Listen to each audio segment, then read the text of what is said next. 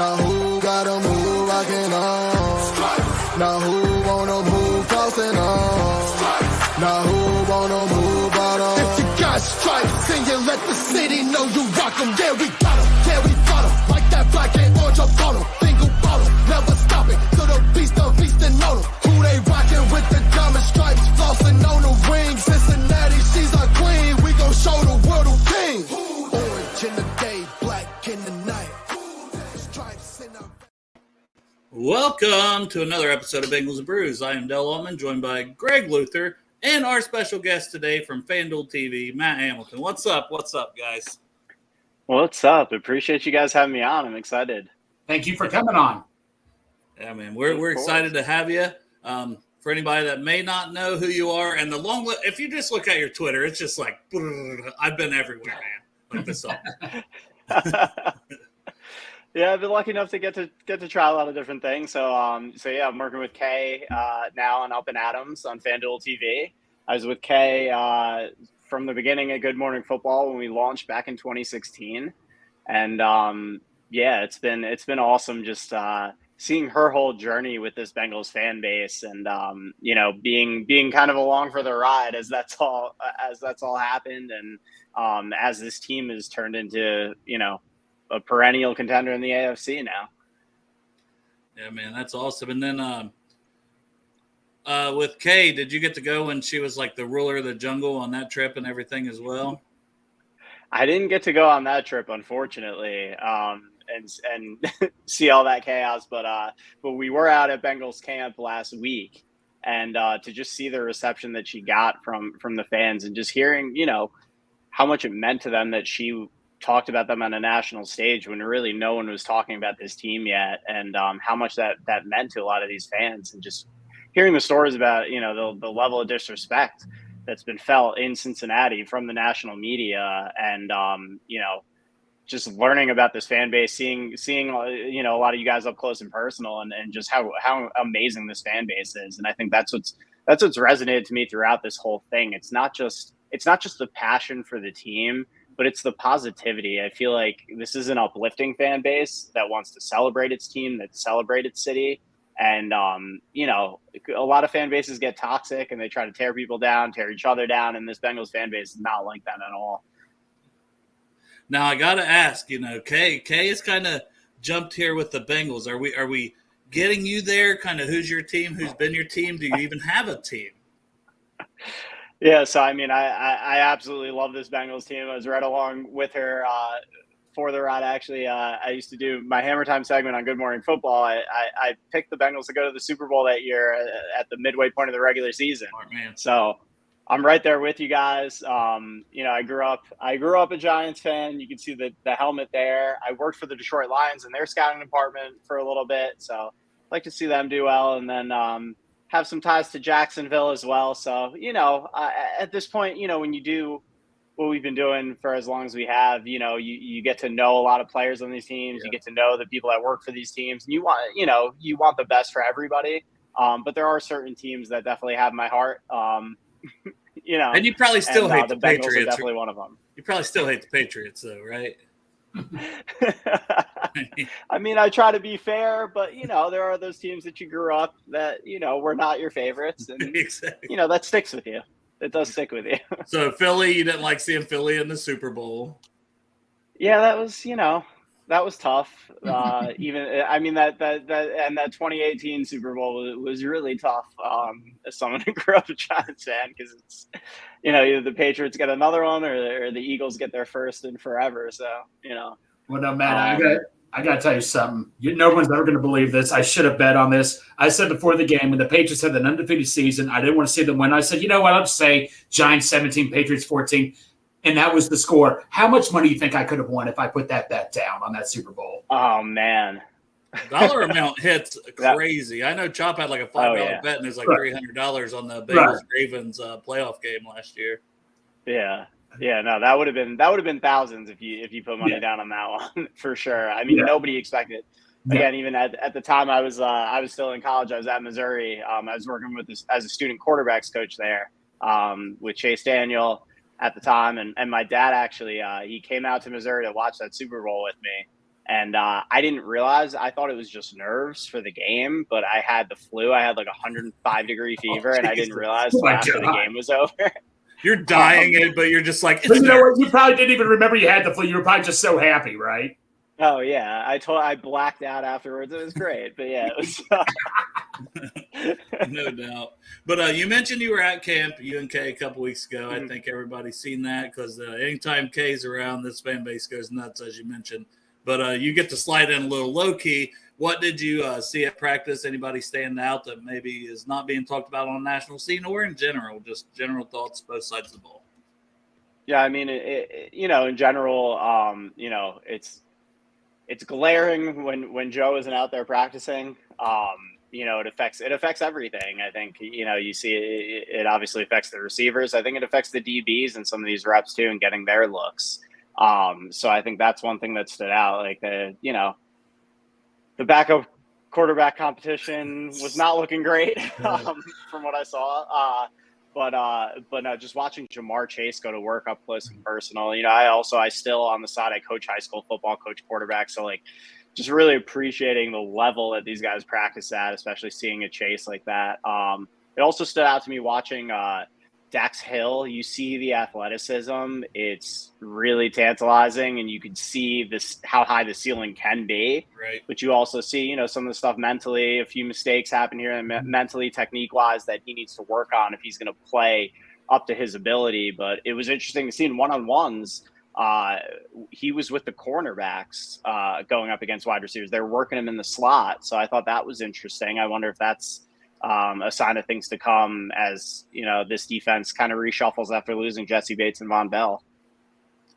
Now, I know Greg's going to ask you about a specific player, a rookie that he just fell in love with around draft time, and then we drafted him, and then he's just – the hype is off the rails at this point. So, if you know me well on Twitter, I was a huge fan of him going into the draft. He is a witness right here. Andre Yosivash, I wanted him like in the third, fourth round. We got him in the sixth round. I mean, because you look at the guy, he was 6'3", ran like a 4.2. I don't think we need to question if he's. Now he ran like a 4.4. These stories. Okay, I get exaggerated. You can see he corrected me. He's right. So he's right. I got a little excited there. But no, I mean, I don't think we need to question his smarts or anything, or what college he went to. So, I mean, did you notice anything from Yossi Bosch in practice?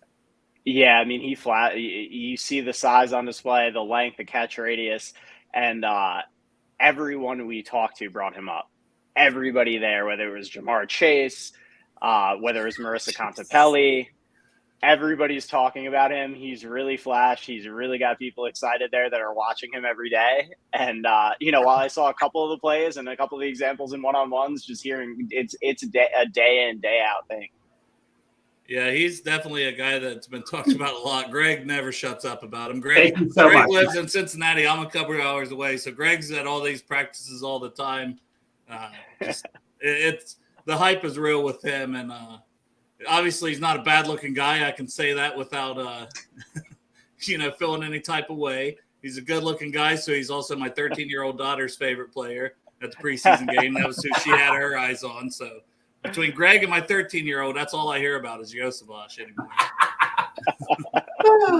Another guy that's impressed in camp and I thought flashed a little in preseason is DJ Turner. Did he stand out at all with you? Like his speed and closing speed is insane. Plus, he sticks to these guys. I've kind of said his ball skills need to improve where he's in position, but he's not making the plays. But what were your thoughts seeing DJ Turner live?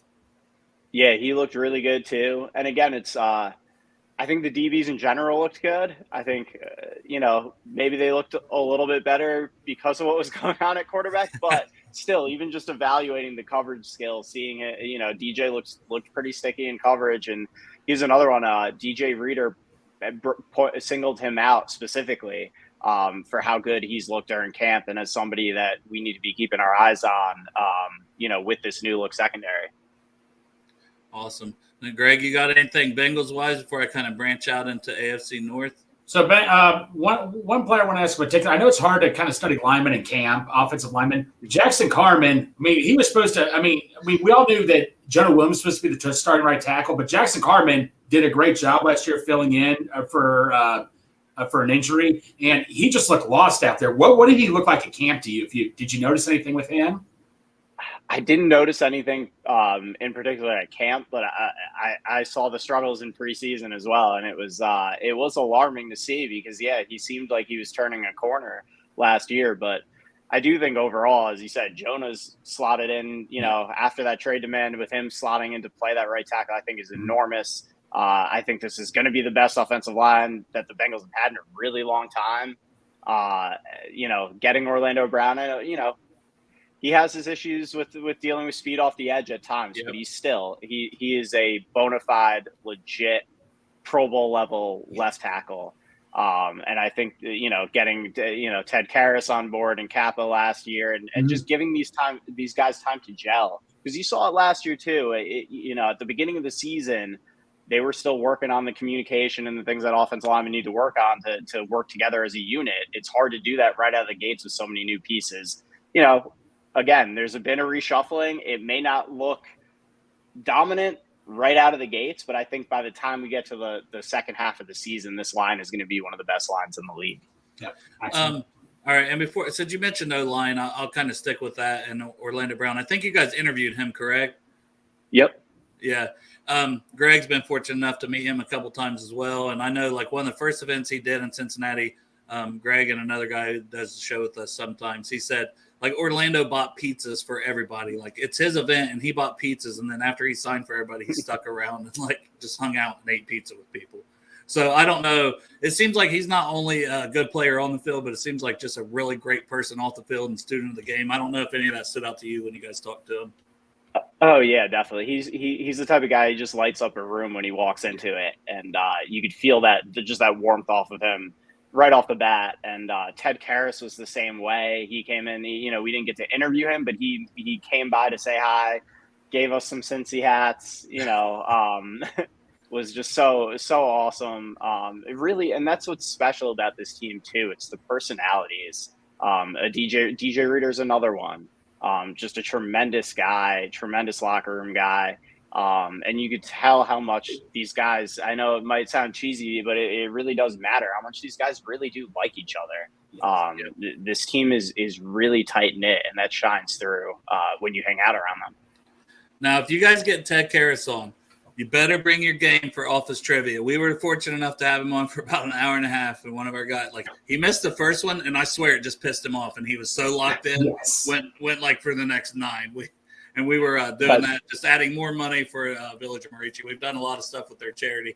He's amazing. Matt from Cincinnati, I want to shout him out as always because he's the man behind the scenes. Him and Ted's been buddies since high school. So that's incredible. If you guys ever do a story on that, man, it's well worth it because those guys are great people, both of those guys.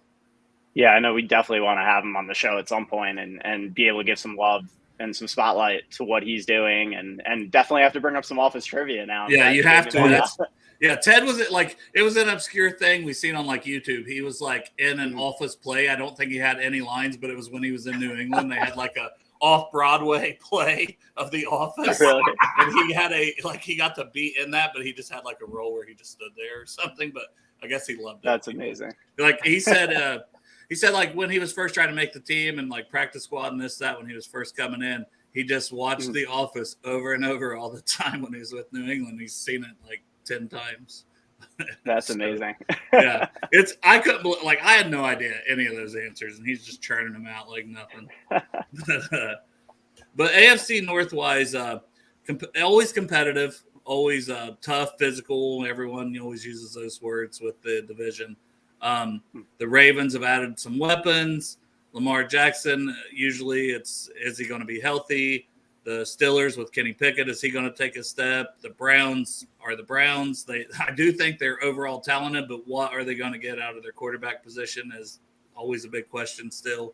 So just what are your thoughts overall on the AFC North, and who would you have as the favorite as of right now? Yeah, I mean, I do think it's going to be the most competitive division, top to bottom, in the NFL this year for sure. And I think, you got to look at the Bengals as the favorites with what they have coming back. With the consistency that they've shown. I mean, even when you look at the way they ended last year, the second half of the season, they were the best team, they were playing the best team in the NFL over the second half of last season. So I think you have to give them the benefit of the doubt as the favorites. But the Ravens are going to be tough. If Lamar is able to stay healthy for a full season now, he's got the best weapons that he's ever had at his disposal, a new offensive system that I think is going to benefit him with Todd Monken coming as the offensive coordinator. And I think so much was made about OBJ and what they've done offensively. You kind of forget, too, how much better that defense was once they made the Roquan Smith trade. Over the second half of last season, they were the number 2 defense in the NFL. And I mean, we saw it in that playoff game. They kept them close. You know, they didn't have enough offensively to beat Cincinnati, but that defense kept that game really close and really uncomfortable. So I think the Ravens are going to be a really tough out. And I think the Steelers get totally overlooked too. Pickett is still very much an unknown, but they've made this roster a lot better. The offensive line has improved significantly. You get Najee coming back healthy, not off a Liz Frank injury like last year. They're going to be, and Mike Tomlin, that team is always going to be competitive. The Browns, I mean, what we saw out of Watson last year was abominable. If he's not able to turn it around, I mean, they're not going to have much of a chance in that division. Yep. It really is all going to hinge on him. We know they do have some talent elsewhere, but it really is all going to hinge on him and him finding his game again. What I hated for the Ravens, it wasn't as much the OBJ signing as the Zay Flowers draft pick. I think that guy is going to be really, really good in the NFL. Yeah, he looks amazing so far in camp, too. Like, every day there's a clip that comes out of him just breaking somebody off. Yeah, and here's a question from the chat from Dustin. He's wondering, Jackson Carman, would you maybe if he sticks on the roster, he's clearly not going to be a starter, but an extra lineman, bring him in for heavy sets because the run blocking seems to be light years ahead of his pass blocking. Yeah, definitely, and that's something that could give them a big advantage, and that's also the benefit of having, with the upgrades they've made with the starters on this offensive line. They now have a lot of depth too, and you have guys that have started games for them and played well for them that are going to be, rotating in or playing as an extra tackle, and I think Carman is a great candidate to be one of those guys. Yeah, and then depending when he gets healthy and if they're going to actually stick with his salary, I think La'el Collins is another guy that I would love to see. Jonah Williams, La'el Collins, and Orlando Brown at your tackles. And, I mean, you need a yard at the goal line. You got La'el Collins and Orlando Brown potentially on the same side in a heavy set. That's a lot of man meat right there. Yeah, that's a lot to have to deal with. And then our buddy Porchop here, who comes on the show with us, one of the important questions, what's it like working with the Queen of the Queen City? I mean, it's been amazing. She actually did say, I told her I was coming on the show. She said to say hi to everybody. And she's hoping to get out to Cincinnati for a game this year again, which would be amazing. And hopefully I'd be along for the ride there. But yeah, it's been awesome. As I said, we go back to 2016 from the first day of Good Morning Football. And, we just developed that chemistry working together right out of the gates. And, it's been, it was so hard to leave Good Morning Football, even after she left. Having been there from the beginning, I love working with everybody on that show. It was such a big part of my life. But, the chance to work with her again and grow something new from the ground up and really grow something that's her show was something I was really excited to be a part of. And it's been awesome so far to get back to work together and get to grow this show the way that we have so far. Hey, Matt, so I got to ask you, in Cincinnati, I got to ask you this. Have you been to Skyline yet or Graders or anything? I haven't. I did get Graders was so amazing. They sent a truck to camp, gave us a whole box full of pints. We handed them out to kids that were there watching practice. But I did get one for myself, and I got to sample it, and it was unbelievable. I wish we were there for longer. We were only there for less than 24 hours, so I didn't get to do everything I wanted to do. But I'm so glad I got Graders, and also my flight landed right as the Reds game was ending, so I got to run over and get an Ellie De La Cruz jersey. So I knocked those two things off my list. Yep. But but the next trip back, I gotta branch out even more. It's different, man. That Cinnamon Hits is just different. Like, because I like I said, I'm a couple hours away, so it's like we don't have Skyline here. But I've been to Cincinnati a lot. I go to the games, but I literally just tried it like at the preseason game for the first time. And And it's a little different. I know they're It's excited. They're the official sponsor now. They so they have it. I actually walked by. We went to go see the Queen of the Jungle Throne. Kay had to go back to her old stomping grounds, and as we walked by, I saw the Skyline Chili stand there at the game or at the stadium. Yeah. Go ahead.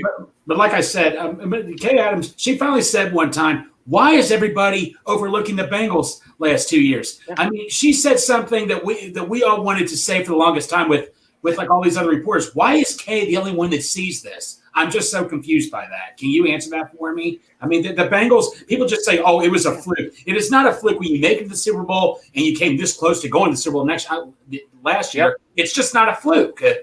And it's not a fluke when you have that quarterback. No, even as the roster starts to turn over, because inevitably, when you pay him, you're going to lose some. He's going to keep that team relevant every single year. And I think there's this thing that happens sometimes with the media, having, I was with NFL Network for 12 years and now doing this, that, there are certain people at the top that think you have to talk about certain teams to get people to watch your shows.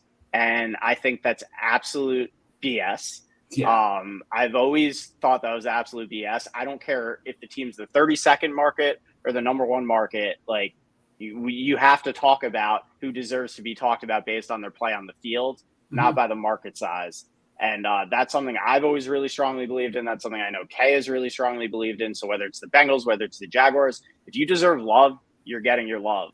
Yes. And I don't care. Again, we hadn't talked about New York for a while because New York didn't deserve to be talked about for a while. So I think that's something we really try to, make sure the teams that deserve the love are getting the love. And we're not going to let, concerns about rating or whatever else they think you need to do on television to be successful kind of drive what we talk about. We want to talk about what deserves to be talked about.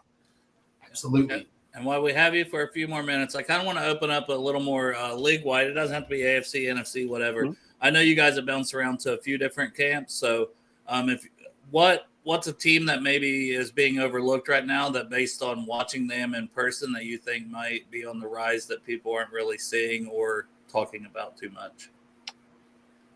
The most interesting team to me that we visited that really isn't being talked about a ton for what's going on the field is the Washington Commanders.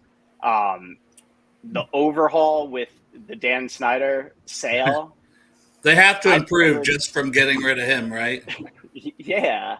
And I think people forget, because they finished last place in the NFC East because it was a brutal division, they won. They were 8-1 last year. It's not like they were some horrible team.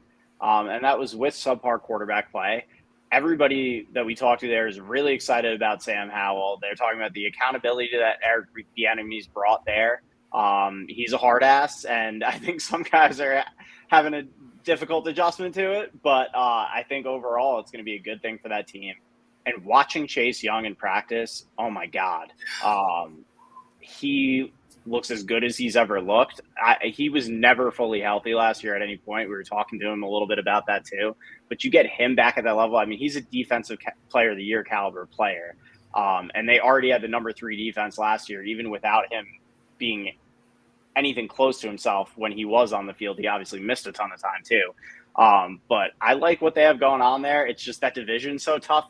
I don't know if I could say they're going to make the playoffs, but I think they're going to be a really tough team. And I think they're building this thing up the right way now. So even if it doesn't happen this year, I would expect within the next 3 years, they're going to be a real contender in the NFC, assuming Sam Howell is able to work out. Now, this is one I don't think you guys went clear to Seattle to camp, right? No, we didn't. But that's a team to me on paper. If you just look at their roster after that Russell Wilson trade, they seem stacked. Do you have any thoughts along with Seattle on that? Because I've just been banging that drum for like a few months because you look at their roster and it's like if Geno plays somewhat solid as he did last year even, I'm just like up and down that roster. They have built just a phenomenal squad on both defense and all the weapons that he has, adding Jackson Smith and Jigba obviously this year to already a good wide receiver core. Yeah, and adding Devin Witherspoon opposite Tariq Woolen, who was a standout rookie corner last year. So, you have to give a ton of credit to Pete Carroll and John Schneider for building the way they've rebuilt this roster. I mean, the last year's draft, they didn't miss. And I think this year's draft might be just as good, which is crazy. You're right. I think they're going to be a really tough out. They get Bobby Wagner back in the fold now, too. He's the type of guy, he's going to make everybody on that defense around him better because he's just such an instinctive and smart player. So, yeah, they're definitely a team to watch. They're still, while I think Geno, I don't think it was a fluke at all what Geno did last year. You still wonder exactly what the ceiling is with him. But with the way they've upgraded this offensive line, the run game, they're really, they're not going to put too much, I don't think, on his shoulders. And if the defense is able to improve, I think that's going to be the key for them, is getting this defense back to an elite level. The defense really struggled last year overall, but getting Wagner back, getting Witherspoon in the mix, getting Jamal Adams back, we don't know what he has left after all the injuries he suffered, but if that defense can turn it around, they can make a run in the NFC for sure. I just thought the scout side, you said you were a scout before in the scouting department. The scout side of you, when you look at that roster, is just like, wow. Yeah. And when you look at those drafts, it's like, every pick, it was like last year. Good value. Every pick, yeah. And this year again, even getting, the Charbonnet pick made people scratch their heads because they had Kenneth Walker there. But you get two running backs that are that good. And I think, we've seen Pete Carroll wants to build his offense around the run game. We saw it with Russell when they were at their best. And we're seeing it with Geno. This is, they're going to ground and pound you and hit you with play action with all those talented receivers. And they're going to be tough. They're going to be a headache to defend for sure. For sure. Greg, you got one or two more questions here and we'll get them out of here. We said a half an hour. So I'll let you kind of cap it out here with the Bengals, whatever, league wide and whatever you want to do here. So we were kind of talking about the Ravens. They just signed Clowney. Would that make you nervous at all in any way? Adding Clowney to Baltimore? Was that today? They just signed Clowney. Yeah.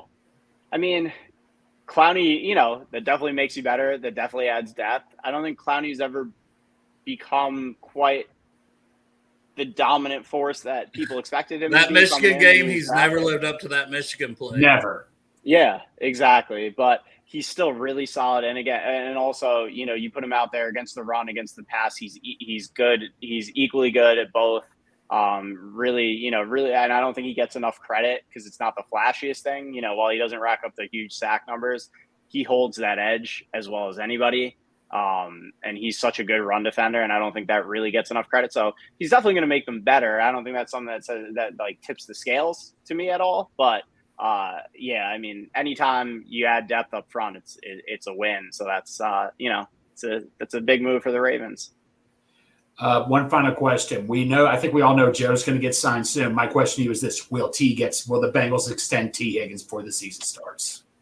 That is a great question. And I think from what I heard, just the chatter around the building there, I think T wants to be there. I think whatever Joe gets done, I think he wants to try to help keep T there, however they structure this thing. So I don't know if it's going to get done before the season, but I think it's something that, I know a lot of people, are looking at it as, a foregone conclusion that he leaves. Maybe why don't you trade him if you're going to let him walk? But I think they really do genuinely want to work something out long term. And this is my thing. This might be the best team that they have in the Super Bowl window for a little bit. Go all in. Do not trade. I've been saying it from the beginning when all those rumors started. Do not trade D. Higgins. You play out this year with him. You make your push for a Super Bowl. And if you and in worst case scenario, you lose him and you get a really good compensation pick. You franchise tag him a year. Or you franchise tag him a year. So, yes. But even if you do lose him, you get a really good compensation pick. You're not losing him for nothing. But you take your chances, you roll the dice, you try to extend him, but you push for that Super Bowl this year, full speed ahead. Absolutely. I couldn't agree more. And Matt, just tell the people where they can find you personally. Obviously, everybody knows Up and Adams, but you can plug whatever you want here, man. Yeah, so you can find me on Twitter, Matt Hamilton 25. And as you guys talked about, Up and Adams, FanDuel TV. We're going to start going live on YouTube soon. We did a little trial yesterday while we were interviewing Sean Payton, so you could see Kay, what's going on during breaks. You could see all her insanity that goes on during breaks. You could see her talking to the guests during breaks. So, and you can send in your comments, questions live, and she's going to see them. So I think that's going to be a really fun element to add to the show, because it'll get you a little more insight into her personality and how she operates, which is obviously really fun. And yeah, I think that's going to be really exciting for us. Hey, man, we appreciate your time, man. Hey, thank you so much. Thank you guys so much for having me. This is great. Thanks. Thank you. See you. Well, good dude right there. Absolutely. Absolutely. You got nothing now? You're just like, okay. No, I'm not. Okay. I want to talk to you. You don't want to talk to me? Our chat's like so quiet. I expect more questions from the chat. I was going to say, what? Is it just like a down Friday? Like, yeah, what the heck? Everybody's going on behind the curtains. Joe was supposed to be on this interview with Greg. He had a work emergency about 15 minutes prior. When I seen it, there was like 15 minutes. I think the message was earlier. I wasn't on my phone. Luckily, I was able to leave work a few minutes early. I did not plan on being on here till around this time. I was going to come on when the interview was over. Luckily, I was able to rush home and get on here. Yeah, Greg don't even know how to start the show. No, I didn't know how to start the show. I'm like, I'm about to be thrown in the pit of fire here. And all that Derek was going to have to hop on, start the show while he was leaving work and leave Greg on here solo and then hop in from his vehicle. Yeah. I appreciate it, buddy. Thank you. I had to sprint down here, and I said, I got to rescue my baby because this show is my baby, and I cannot have Derek with some shitty-ass audio interviewing a guy like Matt Hamilton who works with Kay Adams on a daily basis. Kay Adams at least heard the name of our show. That's pretty huge, right? Absolutely. He said, it's okay, I was coming on this show today, and she said to say hi, not like she knows who the fuck we are or what the show is, but she heard the name of the show. That's awesome. That's all I need to hear. Awesome. That's awesome, man. That was awesome, man. I didn't realize that he would come from a scouting background. That is even cooler to me because you know how obsessed I am with all things draft and scouting and this and that. So honestly, he just rose like 100 levels higher in my personal love because I love anybody that like puts that time and effort in to try to scout. Like he did it on a professional level. I did it on a very, very true level, but. Dale, you're breaking up, buddy. Of course. Dale. Greg. Dale, I can't hear you, buddy. You're breaking up. Dale. I'm sorry, man. You froze, buddy. Sorry, bud. Well, I guess I'm here by myself right now. Well, like I said, Matt did such a great job. I mean, just such great insight he had. I worked with Kay. I mean, I just had to ask that question, like Kay finally just came out and said, why is everybody sleeping on the Bengals these last couple of years? What do they have to do to get everybody's attention? I mean, she said something that needed to be said that we, the fans, were just questioning. I had to ask Matt that question. Matt just totally agreed. It's just ridiculous, I mean, I'm sorry, it's not a coincidence. You make it to the Super Bowl, and you were so close to being the Super Bowl year before. I'm sorry, that is no coincidence. That is no fluke. I don't care what anybody tries to explain or tell me. There is simply no excuse at all for any of that, So I'm so glad I got to ask that question. Obviously, my buddy Yossi Bosch, he has just been tearing it up at camp. And look, I am surprised just as much as you all are. I was never expecting it myself. I was a huge fan of Yossi Bosch going into the draft. I said to myself, we probably have to pick him up third or fourth round.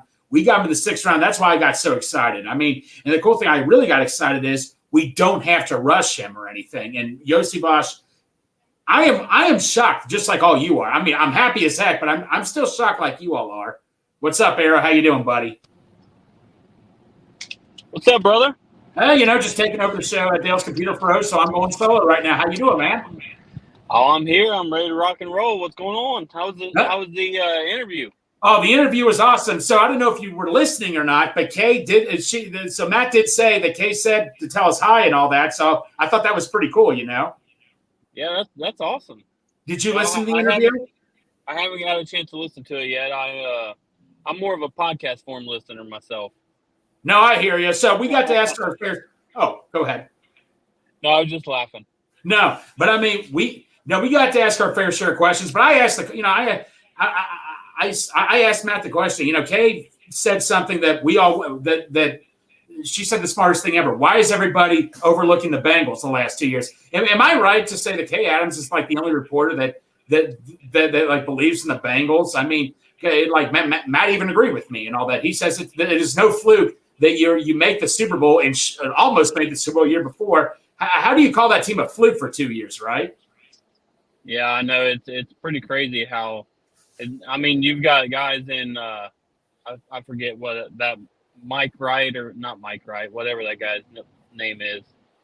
That he's always talking shit on the Bengals, calling the defense, no superstars and this and that. And I mean, I think there's a lot of hate towards the Bengals, and I'm not really sure the reason why.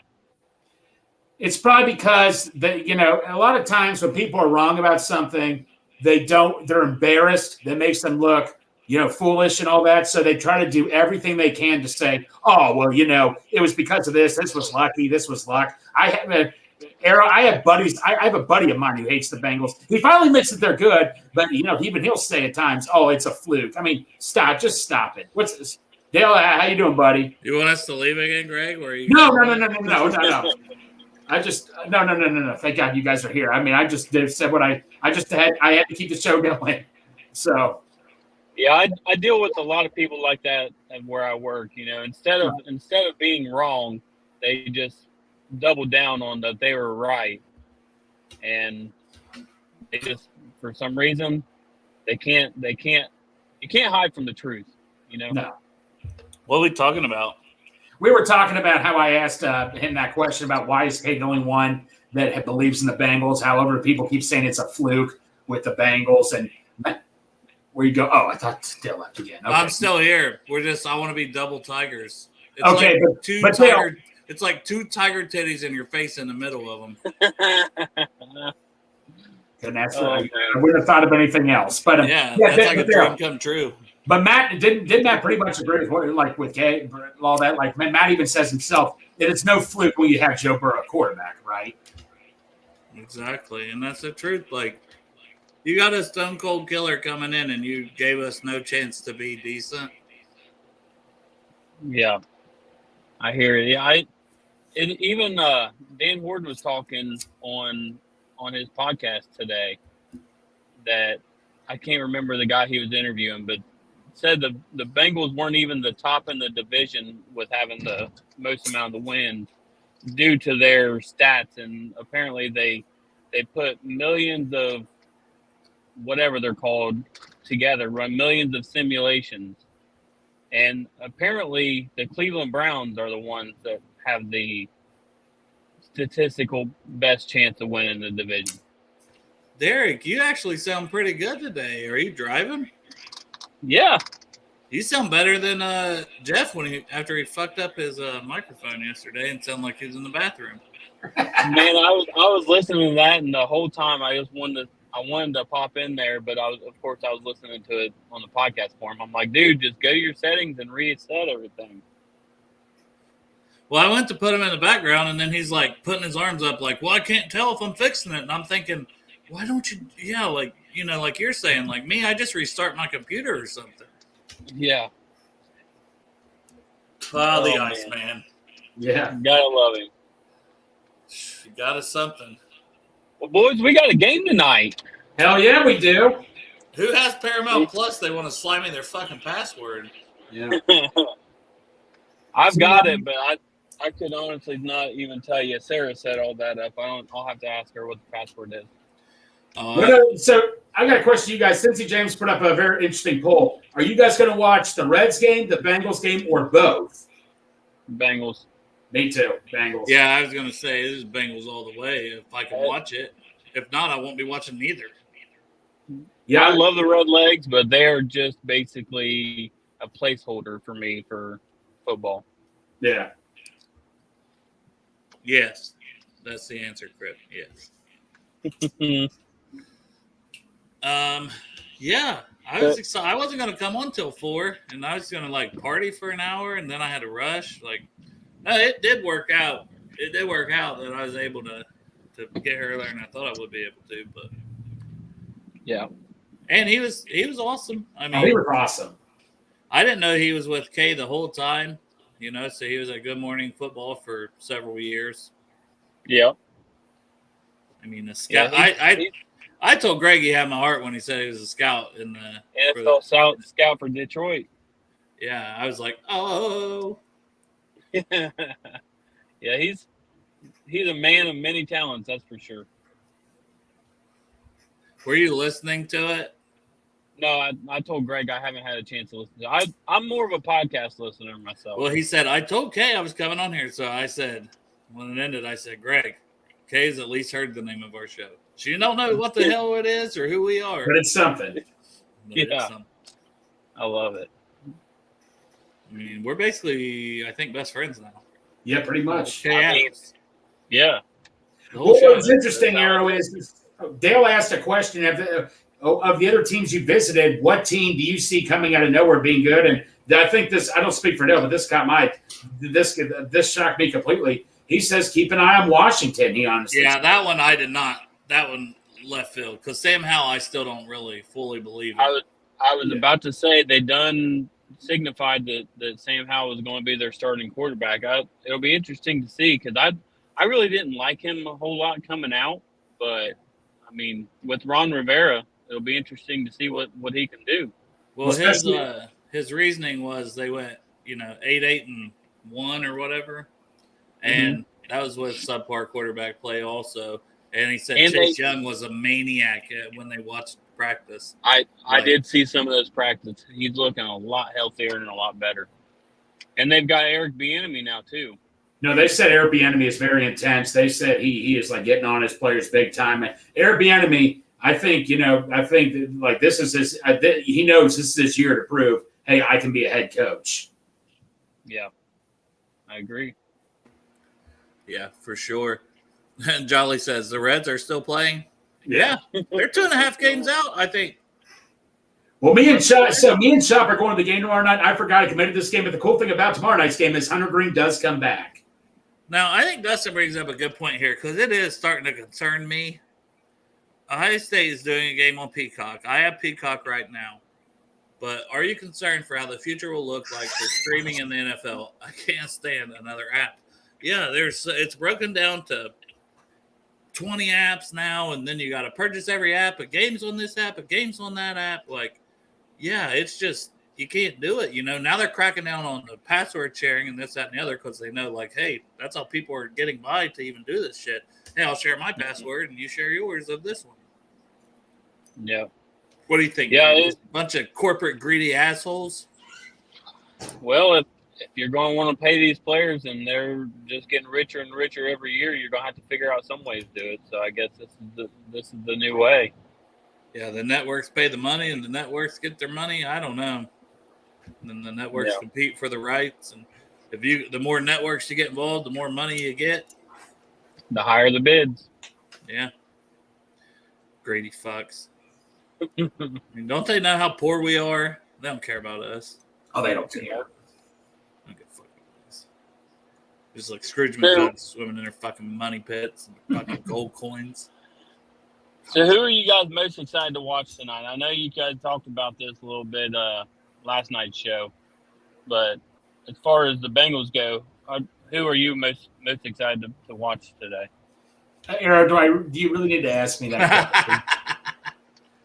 I guess not, Greg. I guess not.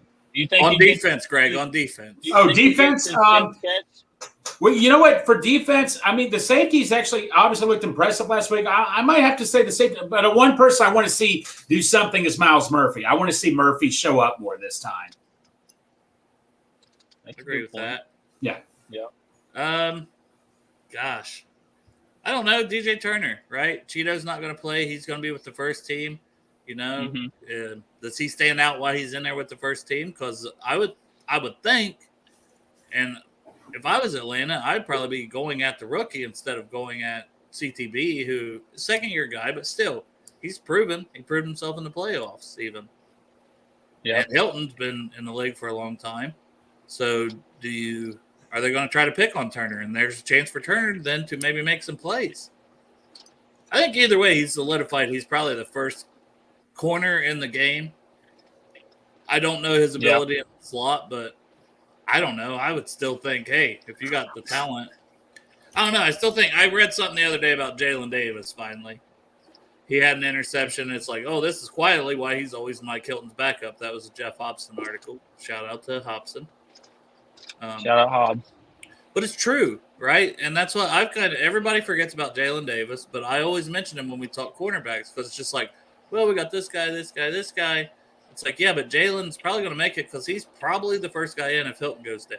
And people were like, well, can't Turner do that? We don't know, right? Yeah. He's only been playing boundary in practice. Like, I would almost like to see him play some in the slot. Maybe he plays early on the boundary and then they, for a couple series with the starters and move him into the slot for a while. What do you guys think? Yeah, I agree. I think it'll be interesting to see because I think he can be a versatile player. So it'll be interesting to see kind of what he can do in the slot because or do they go to more 3 safety sets if something happens to Mike Hilton? And that's kind of where I was going is I'm really excited to see Nick Scott and see this safety room in general. Well, Derek, to point that out, I was listening to Goodberry and he said what he saw one time in practice, they had Dax Hill in the Trey Flowers role. They had Nick Scott playing the deep safety, and DJ Turner times they were doing 3 safeties where they took out who was one the linebacker? Okay, Pratt. They took Pratt out and put in Battle in place of Pratt at times. I was a little shocked because I thought Battle would have been the Trey Flowers role, but no, and they would have played what's his name, Dax Hill more in the deep safety role. Yeah, and that's one thing that, and I'm glad you mentioned that, Greg, because I saw it too. When he's talking the Trey Flowers role, he's not saying that is only going to be his job. He's saying that whenever they put in that role, because of Dax Hill's versatility, he can roll over to that position. Right. So you'll be seeing Dax Hill on 100% of the snaps. It's just trying to get him in there more in different positions. Yeah. Now, Jolly says, would it be unheard of to run a 4 safety set? I mean, probably. Yeah. But I guess the way it would be is if, you got someone down injured in the slot position. So then Dax is basically starts to play slot corner. And then they're also still running some of the 3 safety looks. At that point, maybe you have the 4 top safeties on the field. Right. But I don't think it would be like a 4 safety set per se. Yeah, that's one. It would that's be just more Dax playing slot corner. Yeah, and that's what that's the drop 8 in coverage kind of thing. Maybe you see something like that. And, on teams like Mahomes or quarterbacks like Mahomes and maybe not necessarily Josh Allen because he's still got that run threat, but these teams that are a huge threat passing the ball, you could see them dropping more back to fill up the coverage lanes. Well, or wouldn't you want DJ Turner in there more? If we're spreading it out, because like Ken's saying, more spread passing game, he thinks the 4 safety looks coming. But to me personally, I'd rather DJ Turner be out there if they're spreading out with wide receivers, especially. Yeah. Give me DJ Turner on the field with Cheeto and Cam Taylor-Britt. We can see that. Give me the best cover guys. You know what I mean? Yeah. Mm-hmm. Especially on in the fourth quarter 2-minute drill down by 6, where the team's got to march down the field. You're going to want to have as many people out there to protect the passing lanes as possible. What's your guys' take on Pratt? Obviously, kind of like they went not Pratt, Miles Murphy. Obviously, it's a crowded pass rush room, which you want to have. What's your guys' take on Murphy going in on 3rd downs and interior? I'm not against it. I see why they're doing it. I just don't know if him being too big of a guy that may be a disadvantage to him lining up in the inside. Am I right for saying that, or could that happen? Is that a good thing? He did that in college, right? Right, Dale? I thought he did some of that in college. Okay. Yeah. So I'm not against it. I mean, get your guys out there, get them. Yes. You want the best pass rushers out there, and if he's one of the best pass rushers, which I don't necessarily think he is yet, but if he That's is, what he it's is. starting to seem like. This may almost be more of a redshirt year. I know under Zach Taylor, we haven't really seen those like we used to under Marvin. It'd basically be Oh like my every year, God. whether it was injury or Marvin just wouldn't play the rookies that much. No. Zach does play the rookies, but especially We saw early, it with Dax, though. I could honestly see Murphy being inactive for some of these games, you know, like a healthy scratch. Maybe. Just depending, because it depends who they keep, obviously, but if Osai's coming on to, if Tufele makes it and Tupou still makes it, and it's, especially if it's like, okay, this is more of a run, which Murphy can play against the run, but I don't know. We haven't seen enough out of him yet, right? Whether he's a first-round pick, a second, third, fourth, it's not even that. We just haven't seen enough flashes. But, hey, maybe that all changes tonight, right? Yeah. Tufele, don't sleep on him. I've heard he's been doing really well at camp. I've heard they like him a lot. So that's glad you pointed that out to. I think someone told me at camp that he's been really looking good. I think he showed, and they said he was in the backfield a lot that preseason game. So he was. Keep an eye on him right now. That's another guy I want to see. I'm glad you brought that up. That's another guy I want to see more of tonight. See if he can keep it up still. Dominic Davis, if we're continuing with the D line. Yes. I want this guy to make it so bad. I want him to make it so bad because I need that jersey. Wouldn't it have to be Tupou going? And they seem to love Tupou. Like he's one of those guys, that just is always here. It's kind of like Stanley Morgan. Yeah, they earned their way, but once they make it here, it's like, okay, are you really going to get rid of this guy because they just love him so much? How hard he worked to get there.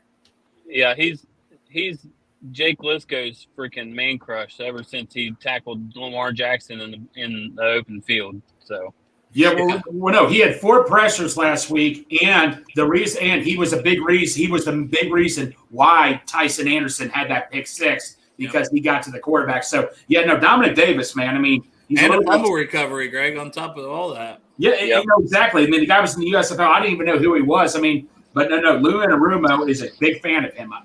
But the thing is, he's not young. He's like 27 or 28. Right. It's kind of the same thing we talk about with Hudson. Yes. We like Hudson at tight end. And is he back healthy? Is he out? That's another thing, too, because I would love to see him out there again and see what he can do. I never saw the inactives list yet, but last thing I saw was he was still in concussion protocol. So chances are he's probably out for this week. Yeah, if he's still been in concussion protocol up to the game, he's probably not playing. You definitely err on the side of caution with that. I mean, especially we saw firsthand with Tua how scary that was. Exactly. Hey, Derek, I got to ask you this, man. When I was at camp a couple of days ago, I finally got to compare my voice to Coach Duff because you were the one that pointed it out that my voice sounded like him because you tagged me. I'm like, man, what the hell's Derek talking about? When I listened to it, I'm like, holy crap, that really does sound like me. And, dude, he said himself, I didn't get this on recording. He said that was legit, man, just so you know, buddy. It's because you bring the energy, BSG. Yeah, no, he wasn't as energetic. Like, he barely said they got to play us. But, because Dale even said, Greg, you said, why is it that you sound better than he does himself in that saying? But, no, I mean, but still, man, that was I never thought that was going to happen. We got Duff to come over. That was awesome, though. Our buddy Dustin said a little earlier on another player he was looking forward to, because Greg obviously always mentioned Joshi any chance he gets. But Charlie Jones, I almost said Charlie Murphy. Like, I'm thinking fucking Dave Chappelle show. Yeah. But Charlie Jones, Chuck Sizzle, if he can bounce back, because honestly, I thought he did not play well at all. I know he's dealing with the torn labrum or whatever, but still, if he's going to play on it, you still want to see him be able to play on it and not suck ass on it. Otherwise, shut him down, right? Like, if it's bothering him. So I don't know what a surgery on that, how many weeks you would be out or not, but I mean, you're talking possible IR. So if he's going to play on it, he's got to be able to do the things that the whole reason why we drafted him, right? Yeah, we need a medical expert, that's like, okay, if he re-injures this, what's the risk of re-injury, and then what could the severity be? Compared to, could he risk this and get it how healthy, or is it a surgery and shut down for the season thing? So they're just trying to make him play through it because they don't want to shut him down for the season. Because who do you put in the slot then if Chuck Sizzle is Trent Taylor now making the team again somehow, some way? Who plays slot if it's Well, not Sizzle? And they had Trent Irwin in the slot in the playoff game, and he was kind of their next guy up, and he didn't really play that. I mean, obviously it's a huge step down no matter what when you're talking from Tyler Boyd, but he's better outside, right? Yeah, much better. Yeah. And to me, that's a way, like, that's another reason maybe you would keep a Chris Evans as your fourth running back. Mm-hmm. And hey, maybe he could play slot wide receiver. I wish they would experiment a little bit more with that. I think what you would see happen is if something like that were to happen, I think you would see a lot more Uno in the slot. Mhm. Like if something were to happen to Boyd, because Trenton's outside with Higgins. Yeah. Or and they would still rotate him, but or Greg. yeah, I heard him. Hey, I tell you what, in Trenton Irwin's defense, every time I go there, he's just making plays. I mean, Yosibot's making plays, so Trenton Irwin, man, is making one-handed catches. Hats off to Trenton Irwin right now. He's like, look, I know I have to make this team, but there's a crowded room. Trenton Irwin is proving every bit he deserves to be on this team. Oh, for sure. No one's taking his spot. And we said he could have been a trade. No, I agree, because we speculated that. Mm-hmm. Yoshi making all these plays. Is he a trade candidate? No. Right. The answer is no. Like, I mentioned that several times. The answer is no. I'm answering myself. No, Dale. Shut the fuck up, Dale. But Ken says, does Chris Evans finally break one? He said again this week, but I'm thinking break one, like break one, like an 80-yarder to the actual house. Oh, man. It's a big run. Yeah. What do you guys think? He's got the speed. He's got the burst. He's got the shiftiness. He just got to break through that hole. He's got to have that vision. That's the last step, I think. And vision didn't look too bad last week, so we'll see what happens. Yeah. They say Joe Goodberry always just says they don't know where he's running, and it causes holdings and this, that, and the other because the line he don't stay in like the what's called. And I mean, as fans, we're like, hey, we like to see the big plays. But I don't know. Greg, your thoughts on Evans, then we'll get into the next one. Yeah, Evans, they gave him a lot of chances. He made some plays. I mean, Chase Brown, he did okay too with the receiving. But Evans, I mean, he just seems like he'd be great. But I still don't know what to say about this. I mean, they're giving him chances, so we'll see. But will they keep 4 running backs on the roster? I don't know. It's a good question. And then Kwame Lassiter continues just to be productive in the preseason. He was last year. He has been again.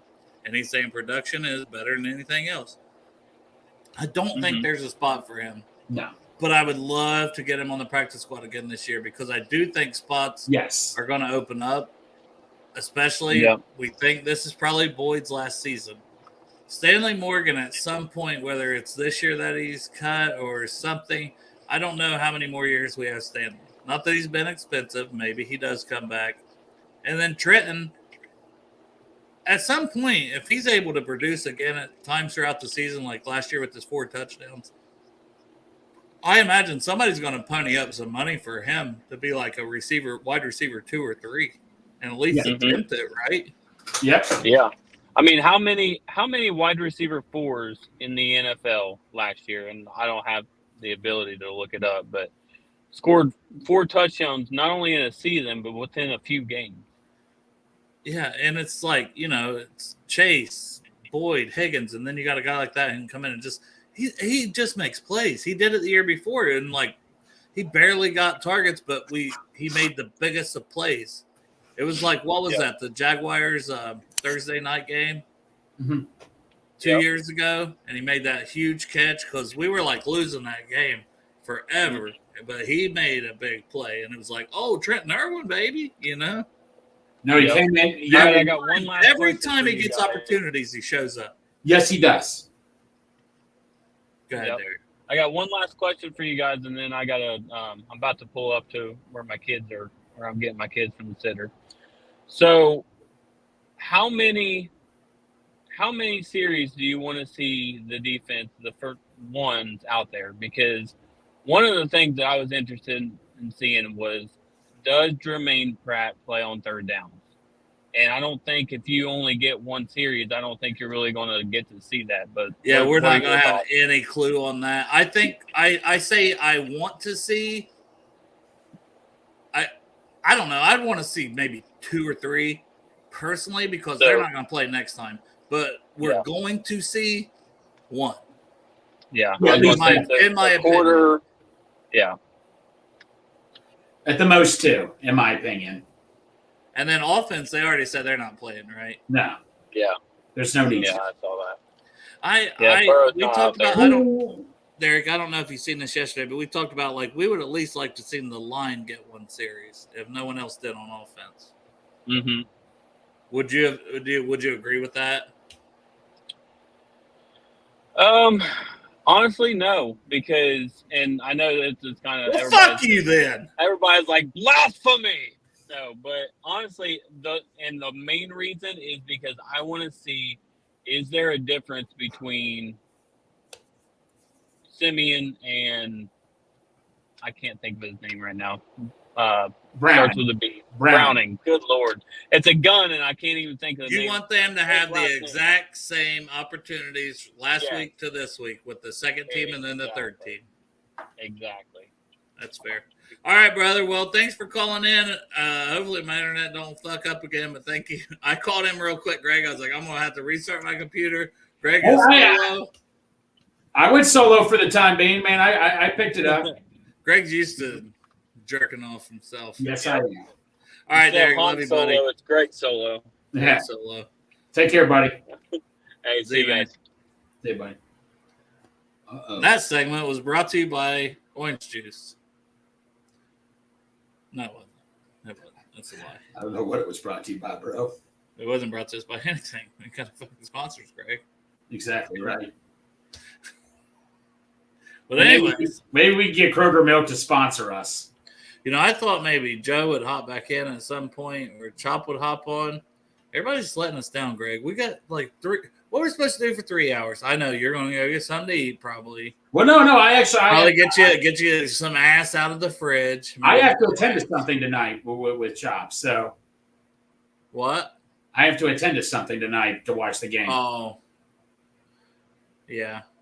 See, what time are you guys doing that? Well, he's meeting me halfway. Then we head over. I meet him around 6:20. He's picking me up somewhere. So, you're keeping these secrets, Greg. You're keeping it so secretive. You're like, we're meeting somewhere. He ain't coming to my house and all that, and we're coming in my bed. Well, you're certainly not getting him his chopped cheese sandwich. He's never getting that son of a bitch. No, he'll get it, man. When I get the chance. Yeah, that's the other thing. Me and Chop have a Reds game tomorrow night, so I see Chop today and tomorrow, man. Oh, you're getting just a double chop. I'm getting double chop, bro. Yeah, you guys are probably you guys are basically are you still my best friend?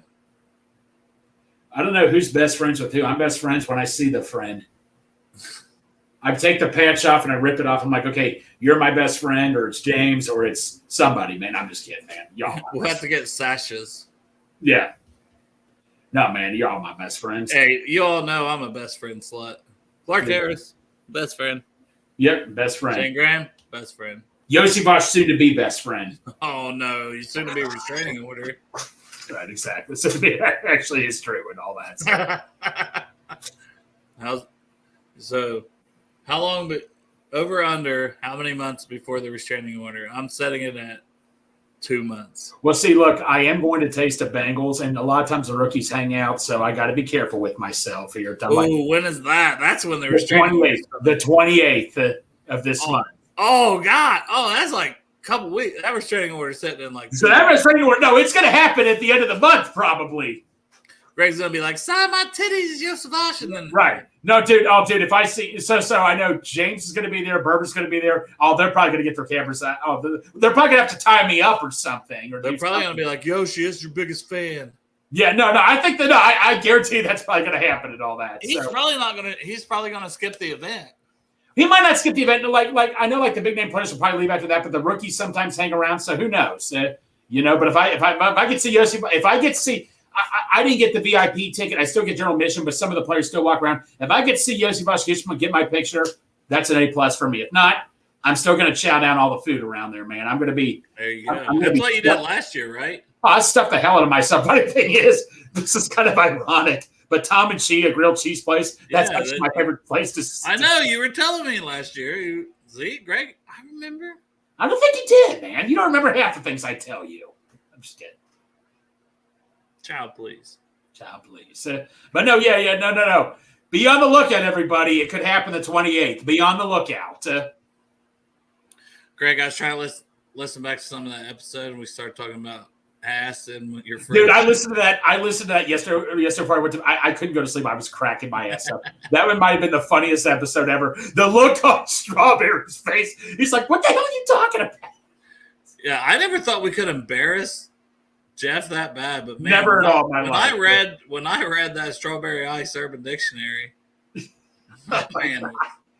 man was very embarrassed. I mean, no, that just went so off topic. Dude, that was one of the funniest episodes ever, man. I mean, oh my god, I had fun, man, because it was a very challenging week. It was a lot of challenging weeks. I was going through a bad day. I had a headache I was dealing with at work, and I'm trying to get stuff done. And man, I just had to leave at 1, and I put my head down. And I was feeling better and all that. And you called me like, "Hey, man, you want to do a show?" I'm like, you know what? What the hell, man? And that show picked me up, man, big time. Well, it just reminded me, and so did Wednesday, because I wasn't like, it was just chopped then. And it's like, well, shit, I need to show up if we're going to do it, because no one's, because you were at camp. Right. So you didn't know how you service this, that, and the other would work out too. So it's like, all right, I did it. I laughed. Then I was like, let's do an episode Thursday. We normally don't. I was like, because I need that outlet, which is the whole reason that I love doing this so much, was because it's such a great outlet for stress. Like, you can laugh, you can have fun. That's the whole part of the show, man. That's what, shit, I've cried on here. I've laughed. That's why I love this show, man. I love the community that we built through this show.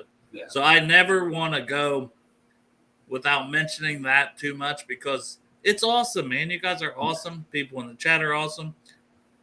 We've had awesome guests on. And we're going to have Parker on tomorrow night. Parker Blake, love him. I've been talking to him some in the DMs. He's like, dude, I love that you shout, He's like, you always shout me out. And it's like, dude, that's what it's about. I was like, you're a lot younger than me, Parker. I'm like, dude, you know your shit, and you're going to do a lot of great things in your life, and you're going to be way bigger than the show ever could be. You're already, absolutely there, basically. Absolutely. Because, he's like, oh, I just want, when I get to, you got, I'm like, dude, you're going to way exceed it. I said, and I'm here for it because you put in the work, and you're just a genuine good dude. And I think he's going to be here for the Ravens game, too, from Utah. So, I'll tell you a quick Parker story. I first saw him on a show. I forget whose show it was, but I first saw him on a show. I know he's a podcast slut like myself. And no. Right after, I tagged him. I didn't know who he was at the time, but I tagged him, and he messaged me, and he said, "Hey, man, how did I do tonight?" I'm like, wow. I mean, I've never seen a guest in my life message me, say, "Hey, how did I do, by the way?" Yeah. I mean, Parker cares. He wants to let everybody know, hey, am I doing this right? I mean, Parker's a very humble dude and all that. I'll give him credit, man. All the world of Parker. Yeah, and then meeting him in person, man, he's awesome. Yes. And, he was just basically we both kind of was like, yeah, it's a big family. We're the biggest family. And I hope the people that have been able to meet us feel the same way, because, even on here, it feels like that. But when you meet in person, man, it don't feel, it's like, oh, yeah, dude, And then it's just you're just part of the crew. Well, Dale, man, when you was on Bruce and we started, hey, let's meet up for a picture at halftime. And I tagged a couple. I tagged 6 or 7 people, dude. All the people that showed up, I'm like, holy crap, and all that. That was awesome, man. Seeing a bunch of people and all that at the throne, that was awesome, buddy. Yeah, I'm naturally a shy person. It's one of the reasons that I like to have some drinks here and there. It's because it helps me not be so shy. I grew up, dude, super shy. I've come out of it as I've gotten older and stuff, but it's hard. It's not easy for me to just be like, hey, even when I'm at games and stuff, it's not always easy to just be like, hey, and some people probably, and then if you ever meet me in person and you're like, oh, he was kind of, it's just I'm shy. I don't know what to say, or, I feel almost overwhelmed sometimes, and just minor things. And it's it shouldn't be that. Yeah.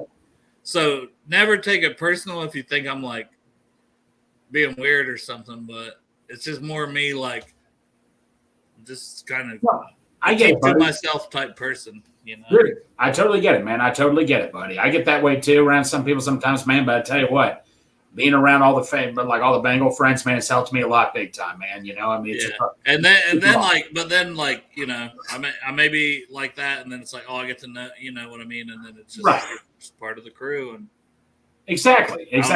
I love it. I appreciate it. I just always. I never want to do too many shows without saying how much I appreciate everybody, because there is no show without people watching. No, there isn't, man. There isn't. Absolutely. Me and Greg sitting here talking to each other. We might as well call each other on the phone, you know, if no one was watching. So I appreciate that you guys tune in. You know, you spend your time tuning in to watch us, support us in that way, and that just means a lot to me. I did see this comment, man, because it goes right back to the T. Higgins right here. Oh. So Denzel Mims was cut by the Lions, like. He was just traded, right? He just got traded, yeah. Man, that guy cannot. Like, I don't know what the deal with Mims. I'm so glad the Bengals. I liked him coming out too. I liked him more, but I liked Mims also. No, I wanted Mims. I will be the first to tell anybody. I mean, look, I'll be honest. I wanted Mims really badly. So I thought our pick in the second round was going to be Mims, because I thought I had the Packers taking Higgins in like 90% of the mock drafts I did. It would work out to where I just had Higgins is going to go to the Packers. Instead, they're like, oh, no, we're going to take Jordan Love. And I still don't agree with that. And I think they would love to have T. Higgins. Oh, easily. When T didn't go out of the first, didn't get picked in the first round, dude, that night I was like, T. Higgins. It's like, you got to take T. Higgins. Like, Joe Burrow and T. Higgins, man. And then boom, and then Logan Wilson in the third, Akeem Davis-Gaither in the fourth. Like, they started that whole – I mean, that was – this Bengals team started right then and there in that draft. Like, and then they started doing free agency, and then they had more good drafts. And it's like, man. But, like, it just worked out. Thank you, Green Bay. Thank you for being dumbasses, Green Bay. Thank you. Absolutely. I'll take it back even further, man. Let's see. I'm going to put you to the test here. 2006, there was a guy at Georgia I wanted. His name was Leonard Poe, big tight end, and we had a great history with Georgia guys and all that and stuff. I wanted him so badly. The second round came, like, oh, we got Leonard Poe. I remember how pissed off I was. I'm like, Bengals select Andrew Whitworth. I'm like, God, I don't want Whitworth. This is stupid. I hate this pick. This is stupid. Dude. So that was the one. So I always put that to my head. Remember that time, you know, when you got pissed off, Greg. So, yeah, I can name you plenty of times where, you know, I was so glad I was wrong, you know. So it's stuff like that I keep trying to tell myself at times. I was, like, over the moon when we got Ray Maluga. And not that he was awful, but that was one that he never lived up to what I thought. Because I was like, he was top 10, top 15 hype. Oh, my God. We get him in the second round. I'm like, oh, fuck, we got Ray. I wanted to trade back at one point to get Maluga. The one I wanted was Connor Barwin, coming out of UC. But I wanted the little animal, James Laurinaitis, who went. Of course you did. I like Laurinaitis. He was good. He had a better career than Maluga. Right. No, Maluga, dude, I was running around like a maniac, man. We got Maluga, man. And as much as I wanted Barwin, I'm like, holy crap, Maluga fell to us in the second round. Sign me up for him, man. And he had you know, he was okay, but he came in at the wrong time, man. He was an old school linebacker. He couldn't cover. Remember those playoff games? Who was that guy for the Texans? He was like their fifth string quarterback. What was his name? TJ Yates. He tore Maluga up like crazy. Maluga was like this, and Maluga's not watching or anything, but you know. he's a huge fan of the show because Maluga. He was great on running plays, but he just came in at the wrong time for a linebacker. You know what I'm saying? Yeah, and man, but that was one of my bigger misses. Now, I also remember when we got Jerome Simpson, how pissed I was on the other end of it. Marvin Lewis knew Deshaun Jackson. He knew him, and Deshaun Jackson was still playing. Why in the world? That one hurt. I like Deshaun Jackson. You got to take you take a receiver, and I had no clue then who Jerome Simpson was. No, you know, I swear this was true. He was driving with his family in a car somewhere. He didn't think he was going to get drafted that day, and he was in the car with his family. They had to pull over and all that for him to take a phone call. I swear I think that's what happened, reading about something like that. But Limas Sweet was another one I wanted that year, but I think I liked him too from Texas. And he was terrible with the Steelers. he dropped a huge touchdown pass against us in the end zone. I remember. I think we won that game. Then he dropped a huge touchdown. I totally remember. Yeah, I never I'm like, hey, yeah, I thought this guy was gonna be good. He's No, yeah, he was going to be good. I'm trying to think of another one. Like, were you big on Andre Smith, or were you happy or sad about Andre Smith? I was kind of neutral on it. Mm-hmm. I was like, I knew we needed a tackle. I wanted a tackle. I just didn't know who was gonna. And what's crazy is he ended up actually having the best career of the tackles. No, people get on Andre all the time. He was one of our best right tackles at one point. Now remember that year he was a free agent. We were about to draft Menelik Watson. I remember Paul Alexander said to him, Menelik Watson, man, was got off after 1 year. He was out of the league, I think. We re-signed Andre and we drafted Gio. Yes, we did. We were so close. He said Menelik Watson out of Florida State. Yep. He said they had Watson at the top of their board, and because Andre Smith kept wanting a contract, and he finally caved in the last second of that day. But speaking of that year with Gio, it worked out though. That's the thing. It worked out because Menelik Watson, like you said, didn't do shit, and Gio is one of all of our favorites. And Gio was. I've said this before. I'll say it again. I would love to see Gio in this offense. My dude. Did Gio in this offense, I mean, as a blocker, not even like as a pass catcher or his running, him as a blocker, man. Like I said, I keep telling you, Gio, man, people underestimate. He was he was such a good blocker. Tough, dude. Tough. He was not the biggest guy. Didn't give a fuck. No, he didn't care at all. And all that. Gio, man, just was 100%. Does Gio belong in the Ring of Honor? God, that's a tough one. I would say he won't get in. No, but he should be. Man, I don't know. His stats probably just aren't even good enough, you know.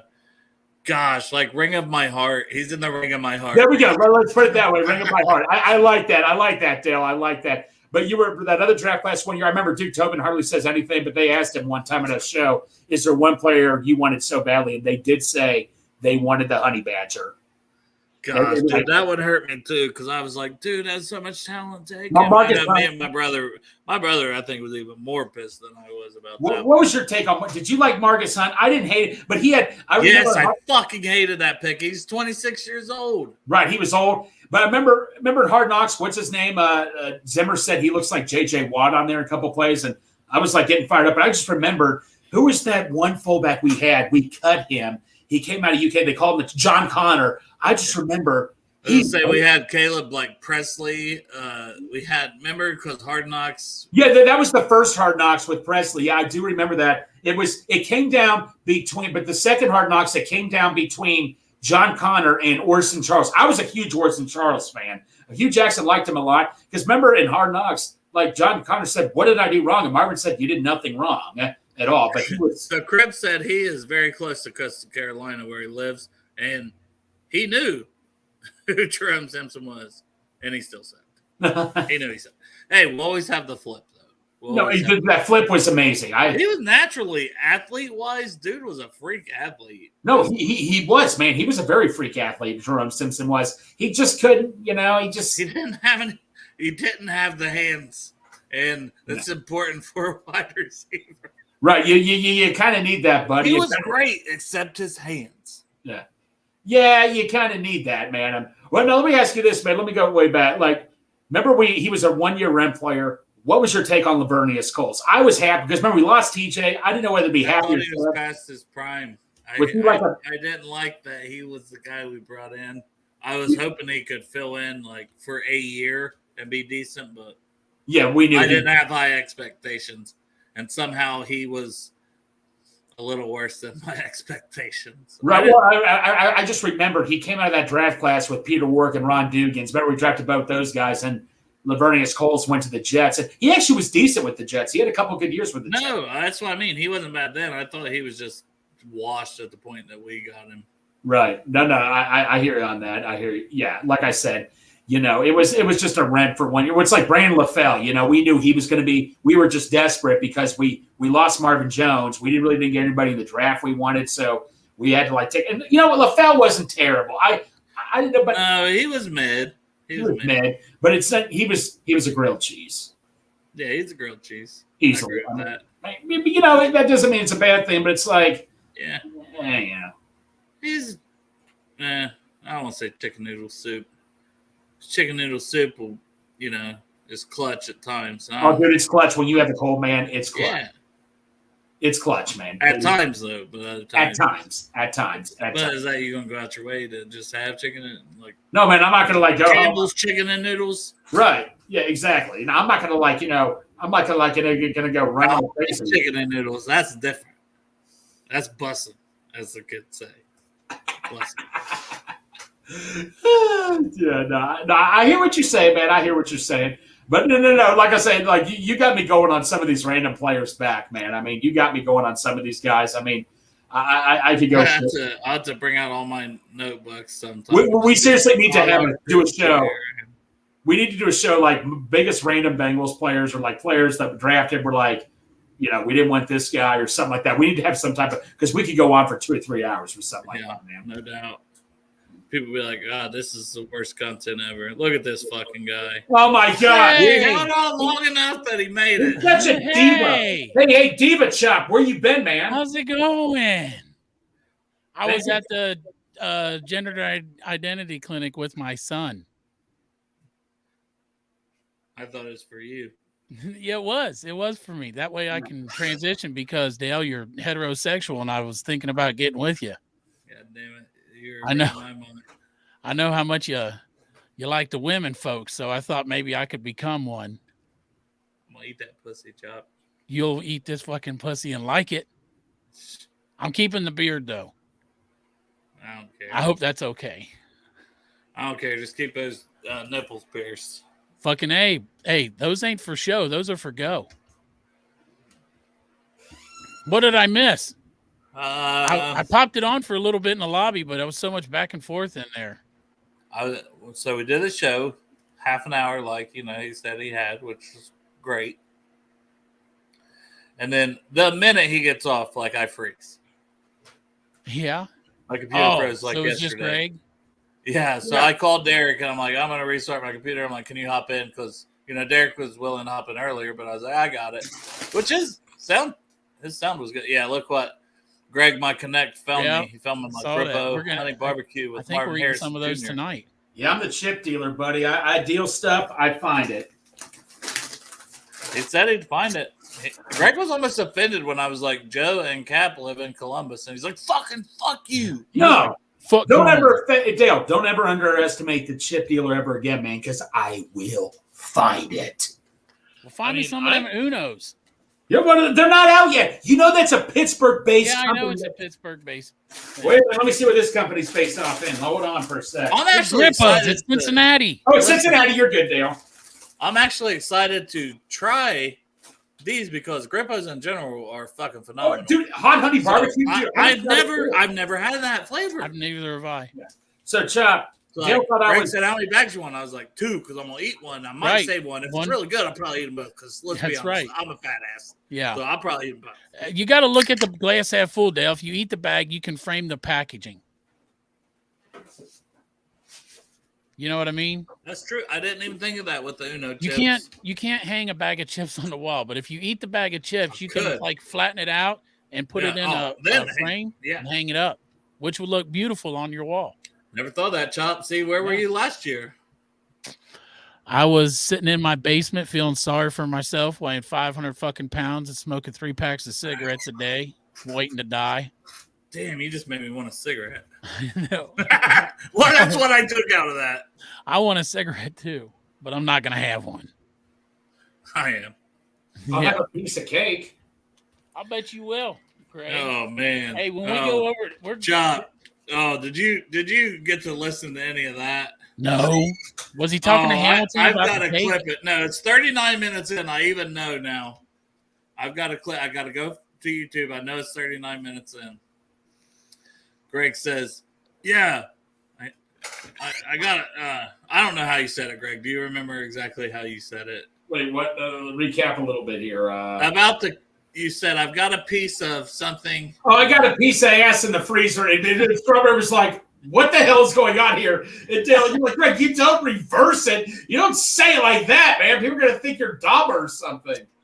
Yeah, I was like, cake, cake cake is like, hey, I'm gonna give you a piece of this cake is like, right. Hey, I'll give you some of this ass, but you can't say like, hey, I've got some sliced up ass in my fridge. I'm hoping we're going over to Santori's tonight, and I'm hoping Santori serves us up some nice ass. You're not supposed to say that, Steve. Like Greg said, oh, well, me and Chop got a thing, and we're meeting at a place. Like, Greg was very secretive. I didn't know if we had to be secret about it or not. Now everybody else knows. Well, everybody's going to show up at Santori's fucking apartment now. Yeah, thanks a lot, Dale. I mean, not Santori's. Not hey, guess what? I wasn't invited. Because you never come. You're invited. I did last night. No. Oh, you lucky bastard. I didn't. Well, maybe I did, but it wasn't from the same way you did. Maybe mine just happened to be the internet. That's usually the internet. Yeah. It's true. He's got ass in the freezers. Yeah. Sliced up ass, too. Well, here, I'm going to show you guys a sample. Hold on, give me a sec here. Yeah, go get some of that ass, Greg. Well, it started because he burped real loud, and I was like, what the hell, Greg? ESPN's not hiring you as a sideline reporter. For the podcast listeners, Greg has turned off his camera because he's currently getting a piece of ass. Yeah. Oh, he's back. That was a quick piece of ass. Now he's showing us a piece of ass. Plastic It's a nice piece of ass. Oh, you got some chocolate this time, huh? I got some vanilla in the freezer too, but I also like it when it has flowers on it too. I like it. Don't discriminate. I like a good flower ass. Yeah, so like girls that get tattooed, like flower tattoos on their ass, Greg's all about it. Vanilla and chocolate, don't discriminate. Hey, I need a piece of chocolate ass. You know what I'm saying? I love some chocolate ass. God dang. Honestly, if I have ass, it's only chocolate. Right. Fucking Jolly in the same boat. Been a while. Ready for some cake. No, Jolly's Which makes me wonder, do you want cake or you want ass? Jolly had the comment of the day yesterday when he said, and I was like, for the podcast listeners, Jolly says, Greg, I also enjoy eating ass. But it was just the look on Strawberry's face is like, what the hell, man? What the hell? Yeah, no. And then I read the Urban Dictionary term of strawberry ice for him. Well, Strawberry was like, what the? Strawberry looked embarrassed, man. I never thought we'd ever get Jeff embarrassed. Please. Jeff, there's nothing to follow up a nice piece of ass like a strawberry ice. Yeah. After you're done with your ass, eating some ass, you want to hook it up with the strawberry ice. Right. Yeah. Yeah, Greg, what do you think, buddy? You gonna have a piece of that ass tonight? Yeah, if I get it, depending on what Santori kind of ass Santori has at his house. Yeah, if you want me to stop on my way to get you, Greg, I'll stop, and when I get to you, I can give you a piece of ass. Will do, buddy. Like I'll get some, and then you can eat my ass, or you can eat Santori's ass. Why don't you want to eat any of Greg's ass? What about a piece of strawberry ass? Greg's ass, Greg, your ass looked pretty good when you showed it there a minute ago. I like your ass, even though it's plastic. I mean, you got to thaw it out though. It's a little bit of a cold ass, but I'll eat your ass. You warm it up, you have hot ass. Yeah. You can warm it up. I've eaten it cold a couple of times. You just got to chew it really hard. Oh, whoa! I've never chewed it. Greg, don't use your teeth. When you're eating my ass, it's nice and moist. I got a moist ass. You want to get my nice moist ass. Well, it tastes moist. You just got to let it thaw out more. Right. Well, my ass comes already moist. Your ass. No thawing required. If you want to, Greg, you can eat my ass on the way to Santori's house. You guys could share a piece of ass. Right. Hey, I'll be driving, but if you want to spoon feed me your ass on the way, that'll be fine with me too. Will do. My hands will be busy. Can I piggyback on it? You can feed your ass to me. All right, cool, man. Like you eat the ass, and then Chop eats the ass, and then right. You can eat my ass. Taste the ass, and then I'll eat your ass, and then we'll go up to Santori's and we'll both eat his ass. There we go. Motherfuckers just tuning in. Yeah, we talk Bengals. We're talking cake, people. We're talking cake. No, there was a sign that I have somewhere. There is a sign you just hold up and it says, I came for cake. I came for ass. Yeah, I came. Right. I don't know where it is, but I'm damn well going to find it and put it in my background. Or Greg, something. we got to open up a fucking food truck that just sells cake and ride around like, we'll call it piece of ass. Yeah, piece of ass. And we'll get your piece of ass over here. You guys are going to get arrested and No, we're gonna get hey, we're just driving around selling ass. Right. We're selling ass. Yeah, my God, yeah, poor Chuck. That's gonna go right really well. I mean, give me a break, bro. Sell that ass. Your mom will be proud of you. Like, what are you doing, Greg? I'm starting my own business, Mom. I'm selling that ass. You want some? You could give your mom a piece of ass. Oh no, Greg's giving his mom a piece of ass. Hey, Greg, you give your dad a piece of ass too if you want. Yeah, why would I? Hey, Ken says, can you imagine someone just clicked in? Yeah, those right. few moments of ass eating. Yeah, no. I'll be honest with you. There was about 3 or 4 viewers, and they all dropped off pretty quickly, Ken. It actually did happen. Yeah. Yeah. Because we can see that at the top. People don't want to they tune in for ass and bruise. They were like, they're talking pregame before the game tonight. We're like, yeah. Get your mind out of it. Chop's going to eat the ass, then Greg's going to eat it, then Satori's going to get a taste of the ass. Right. We're all going to be eating ass up there. For some reason, Kieran didn't want to go for the ass eating. Man, Kieran's missing out. Yeah, I know. Right? And if anyone was going to eat a guy's ass, I would have thought it would be Kieran. Yeah. If Kieran wanted to, I'd bring him some of my ass and he could eat my ass. Greg, I'm sure that you got enough ass in your freezer you could share. People can. I got 5 or 6 pieces left. Yeah. 5 or 6 pieces. How'd you like to go grocery shopping with Greg? Frozen cake and milk. Hey, and Cheetos. Cheetos. And no, dude. I went all the way to Party Source to get that Bud Light. I was so ticked off. I'm like, they lied to me. They said there was Bengals Bud Light. They lied to me. These stupid idiots. And then all of a sudden, there's the cold section you have to go through. And all I know is you better watch out because Kid Rock might come in your house and start shooting this fucking. Right, start shooting them up. We're not touching that one, are we? Okay, moving along. So, Chop, who are you looking forward to watching tonight during the preseason game? Oh, man. I'm looking forward to seeing my boy, DJ Burner, again. I'm also looking forward I specifically asked Matt Hamilton about him. Yeah. And he was like, yeah, he hits fast and shit and looks good. But you know who Greg asked about? Brad Robbins. Yeah, no. Yeah. That's good. Chuck Sizzle. Yep. DJ Ivy. Nope. Chase Brown. Nope. It's not Andre Yosivash, is it? Somewhat. First time ever. No, right. What did he say, Greg? He said everybody is just amazed how good he is. He said throughout the building, everyone mentioned him. Greg did. This is exactly what Greg did, too. And I just started laughing while he was answering it. Greg got so excited. He's like, everybody talked about him. I can't remember all the people he said, but like all the players, everybody that they talked just about. Just clip that, Dale. They asked Jamar Chase. I think it was it Kay Adams that asked Jamar Chase, who's the biggest standout in camp this year? And guess what the answer was? DJ Turner. Fucking DJ Turner. He has looked good. And that was one of the people I said I was most excited to see because if the first team's getting one series, that one series he's in over Cheetos. So I think they'll try to throw at him potentially. Yeah. Mm-hmm, and he's going to pick off Desmond Ridder. That'll be great. And we're going to have a DJ Turner, Burner, Juan Drago, Burner, pick six.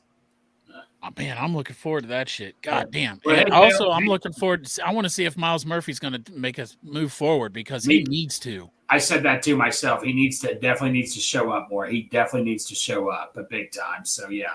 Miles Murphy, he didn't really do anything. Let's see what he does today. I want to see Murphy bounce back on defense and Chuck Sizzle. Boom. That's what I was going to say. The next one was going to be Chuck Sizzle because he didn't do much in the first game. You know, and Dustin mentioned him as well. So I think us and the chat are all on the same page on what we're. A lot of them they said they got that first NFL game jitters, but now they're shooken off, so they should go out there and play today. Yeah, Chase Brown had that good catch, but as many touches as he should have had more production, especially if he wants to be running back too. What's the shit I'm reading about Chris Evans? Like they're talking about he could possibly be the number 2 or the third down back. He's always had the talent. I mean, honestly, like I just have a hard time seeing him bring it together because they've been trying for so long. I mean, he flashed in the preseason, but man, it's preseason. When he was in there, he wasn't going against number 1. So we'll see. I trust in the coaching staff, whatever they're going to do, but Greg, I saw you trying to leave me, so go ahead. No, I'm sorry. No, I'm sorry, man. Go ahead. No. It's Where okay. you got to go, Greg? No, I just want to get a little nap in and all that. That's all. All right, go get your Well, I was nap going to in. call you after this anyway, because how far do you live from Kenwood Mall? Dude, man, you're not coming to my house. Why? He wants some ass, bro. I got your address anyway. What's the fucking difference? If I want to go there, I can already go. How the hell did you get my address? Because I fucking sent that something to you or something. Here, let me read it to you out loud. No, don't. No. What? I believe you. Just come to my house if you want. That's fine. I'll just pick you up there. Why drive to the mall? Plus, Because it's right up the highway. I'm trying to do you a favor here, chap. Oh, man, I don't give a shit, Greg. All right, yeah, just don't give out my address, please. Chop likes picking people up in big fancy and treating them like right. he did me. Jazzing up your neighborhood. Straight to my house. He picks you Pull up in big fancy up in there. He opens the door for you. But no, poor Chop. He wants us. I can't believe I'm saying this live air. Just pick me up around 6:30 or 6:40. No, pick me up around 6:20. Hey, if I'm not saying it out loud, I'll just hold it up to the camera. You tell me if that's right. No. Clip it. No. Yeah. Absolutely not. No, but I got it. I checked to make sure I got it. I'll just right, pick up your house same time we planned on. All right. All right, will do, buddy. You take care. All Hey, right, Dale, thank you so much, Dale. See you, Gregor. Get that ass ready for me too. Get it nice and thawed out. Get that ass ready. As always, take care, guys. And eat your ass. See you, buddy. Bye. I love that guy. Yeah. He was sweating though. He's gonna have to do the interview on his own. He thought for a little while. I know. I saw that text from Joe, and I'm like, "Oh shit!" And then nobody was gonna be able to start the show, and I'm like, "Greg can't start the show." Did Derek come on at all? Jolly would like the address. So yeah. Derek, I had Derek come on when I froze. I was like, "Hey," the voice of Derek. Yeah. So then he came on for 20 minutes or so. Right. And the three of us were on after Matt left. So they were just kind of bullshitting. I was like, I wonder if Job's going to come on because I know. Shit, if I would have been on there, fucking, they probably put a TPO on me, so I couldn't get around K. Well, I was just excited that guy said he used to be a scout for the Detroit Lions. I'm like, oh, did he? Was he? That's right up my alley, like a fucking NFL scout. Hell yes. So is he going to come back on more? I didn't ask. And he said Kay said to tell everybody hi. So hey, yeah, that's what I said. If Kay wants to come on the show, man, we'll have her. When the show ended, I said she don't know who the hell we are or nothing about this show, but she heard the name of this show. Right. She wants to come on here and crack open a fucking beer and have a beer with us, man. I'm down for it. I'll call off work for that one. That's the one time you're greedy ass. The queen of the Queen City. Take overtime, you'll call off. Oh my God. Yes, I will. I will call off. Yeah. You would have been like, hey, how many times have you thought about Kay sitting on your face? You're right. He would have the interview over. Yeah, right. Something's going on with my connection here, fellas. Yeah. But yeah, I won't keep you too long, Chop. I know you and Greg have a hot date with each other. Yep. If you leave now, all the guys are going to be hanging out, and I'm just going to be Ain't here. even all the guys. Me, Greg, and Santori. Everybody else said no. Three. They don't live around here. That's three guys. Santori doesn't live around here either. God damn, he lives forever away from me. That's three more than I'll be hanging out with. Yeah, well, you're invited. Well, like I went and got food because Marissa is the roommate. Is at Cleveland. She drove to the Cleveland Clinic with her mom and dad. Drove them up there for an appointment for her dad this morning. So it's like I'm in charge, and I'm like, I'm not cooking. I don't cook. Chicken nuggets. Yeah, I mean, I didn't want that. So I got pizza. Yeah, I got Pizza. Pizza's elite though. I get home, I'm like, kids, they're not home. So you got a whole from pizza? School. They didn't come home from school. What? Where'd they go? The one, she's a senior. She gets out at like 12:30, and she don't drive. But there's another girl who gets out at 12:30, like one of her best friends. But then apparently they picked Miley up at some point. Like, must have been after school. I don't know. But no one told me any of this. So I got all this food, and there's no one here to eat it. I saw Marissa's pictures though of them ready for school today. They look good. Oh, I didn't get to see any of that because I'm blocked. Let me know if you want. I'll take pictures of Marissa's Can you send pictures of my kids to me? and send you the pictures of your kids. I mean, we live together, but I'm blocked. I'm like, could you unblock me sometime? Man, we talk about how you. I'm not gonna lie. I blocked her first. Like we do talk about how you and I, our lives are a lot the same. Just I've already went through what you're going through, and I've been blocked several times. Like all of a sudden, like I wouldn't even know that I'm blocked, and it's like you got a friend request from Sarah. I'm like, what the fuck? Well, another good one. She's been known to lose things because she's very forgetful. Wonder why, but so she called me from her work phone yesterday. I'm at work, and she's like, "Yeah, I had physical therapy about the headaches. She does like twice a week now, and she went to the dollar store and stuff before she had to be at work. She's killing time. She went there and she went somewhere and got a coffee. She was saying, and she's like, well, I left my phone at one of those places. I'm like, well, it'd probably be helpful, if I had the Find My Phone thing that's naturally on the phones. Right. But you took that off. Yeah. Like, for that reason. Right. It's like, yeah, my kid's got some kind of lifeline or something that they know where each other's at all the time, but they won't let me have it. Yeah. Yeah, that's why I'm like, I don't know. It's weird. Yeah. Whatever. Yep. Roommates. You can't live with them. And you can't afford to get rid of them. You can't afford to do that. You can't pay the rent alone. That's the way it was for me for a while, but everything worked out good for me. Yeah. But hanging in there. Had a shit first week of work. Worse since my first year. Damn. Like, today was bad too? At toward the second half. Like a lot of that is there's things that was put in place that then don't happen once a new year starts, and then you fucking start all over trying to get the things that the people need. Yeah, right? Right. That's what I'm saying. He was there about 10 years ago. Me too. Yeah. We'll see where it goes. But yeah.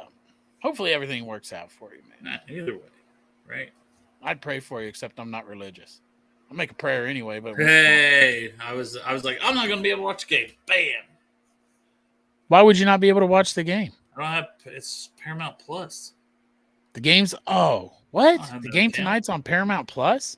We're like local. You guys are local. I'm not local. Oh, yeah. That's like right. with no channel 12 bullshit. I got cable or shit anyways. But yeah, my nephew just texted me. Yeah. How's his first week? I mean, probably not as bad as mine because you don't have the exact same responsibilities, but I mean, he pretty much has to deal with that kid. Yeah, the kid wants to take Plus, off. he's not used to it either. Well, he gets to be good cop though. Oh, well, that's good. Well, it's better for him because he's not trained. I'm not naturally like a fucking mean person, Right. You have empathy, but after it gets on your fucking nerves. Oh, yeah, when you get, I hate you, you're a fucking idiot, you're retarded, which I hate that fucking word. Yeah, so do I. People use it at my job too, and I hate it. When you just hear, whatever, saying too much. So, all right. Well, go ahead and end this one. I might give you a call and bullshit with you off air for a few minutes before you go make love to other men. Yeah. That's what I told Greg. I said, oh, yeah. You and Chop. And always like, oh, and we're going to the Reds game tomorrow. I'm like, yeah. Still my best we're friend. going to the Reds game tomorrow. Still my best friend. Well, move all down here to Cincinnati, and you could be doing all these things with us. And then Greg wouldn't say that you're his best friend, though. He said whoever he's with is his best friend. At the time? Yeah. He's a best friend whore like I am. He's a best friend. Greg's a podcast whore, and he's best friend. I was just going to say the same thing, man. He whores himself out on the podcast and the best friends. But the only one that's jealous about is Jeffrey. Yeah, Jeff is he might be jealous that Greg's got other best friends, but I don't care. I let Greg go. Let him do what he wants. If he really loves me, he'll come back. We let him soar. We let our horse fly. Spread those wings. Spread those wings, Gregory. Spread those wings and that ass. Fly like a vulture. Let everybody taste it, Greg. Yeah, spread that ass to everybody. He got a freezer full of ass, and he needs to find out who wants to eat that ass. Yeah, and who likes the taste of it. Why should we restrict that? Yeah. If you want to eat Greg's ass, just meet the guy. He'll let you. He's a nice guy. He's very friendly. He will share his ass. You walk up to him and say, like, "Hey, Greg, I heard you had some nice ass," and he'll say, "Yeah, I got some nice ass. Would you like to eat some of this ass? Would you like to try this ass?" And then next thing you know, you're eating Greg's ass. Yeah. And everything's got a mouthful of ass. Right. Got a mouthful. And it tastes delicious, probably. Right. It looked like a good looking, tasty ass when he showed it on the screen earlier. I mean, I haven't tried it. I've thought about it. I would have ate that ass. I've thought about trying. I'd have fucking got up in that ass like I had a search warrant. I have to try it sometime. Right. Hey, next time we all get together, for your birthday, maybe you can eat Greg's ass for your birthday. Maybe he'll make you a birthday ass. He'll give you some birthday ass. Make me a birthday ass. Make you birthday ass. Put a little candle in it. You can blow it out. I wonder how many people I could get to make me a birthday ass. I'll give you a piece of ass if you want. Everybody just bring me a piece of ass for my birthday. I guess we'll have to bring Matt some ass too because it's his birthday. We don't want him to feel left out. Yeah, I'll have to share the ass with. Yeah. Hey, anybody that's in the chat and you coming down to the tailgate in lot 1, make sure you bring Dale a piece of ass. Yeah, nice piece of ass, but also bring Bengals of Bourbon nice piece of ass. So we can both have if you want it, or we can share the piece of ass. Listen. Basically, if you have a nice ass and you want Dale and Matt to eat your ass for their birthday, bring it down to lot 1. And if you don't mind bringing an extra piece, I wouldn't mind eating your ass too, because I love eating ass. Yeah. Yeah, 3 dudes eating your ass at once. Right.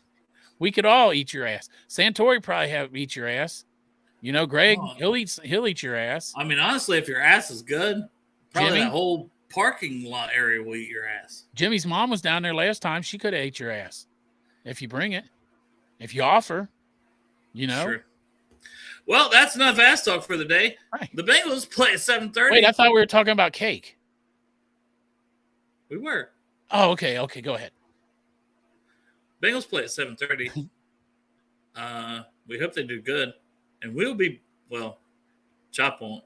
He'll be with Greg. They'll still be eating eating somewhere. Ass. They'll be eating ass. Actually, we're going to get burgers.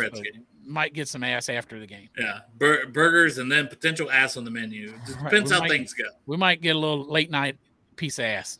Depends how the night goes. Yeah, exactly. But we will be back with Parker Blake. I think me and Joe and Parker. And I don't know if my brother David, he might show up. Popcorn, he might be there too. Right. That's going to be I haven't talked to him. Be a good show. Might text him. See what's up. It's been a while since Parker was on. I know, and I love Parker so much. We were talking about how great he is. So. And he's a fucking O-line guru. Dude knows the shit. So yes. I'm excited. Like, I'm not going to pay that much attention to the O-line, but I'm going to be curious to see what Parker says tomorrow Exactly. night. Yep. I don't even have to worry about thinking about it. I can be like, I'll get my rundown tomorrow about the O-line. I can just watch skill positions. You get to do zero research. Yes. It's perfect. Yep. Just let Parker talk. But thank you all for tuning in for Reels. And I love y'all. And imagine Chop's beard with your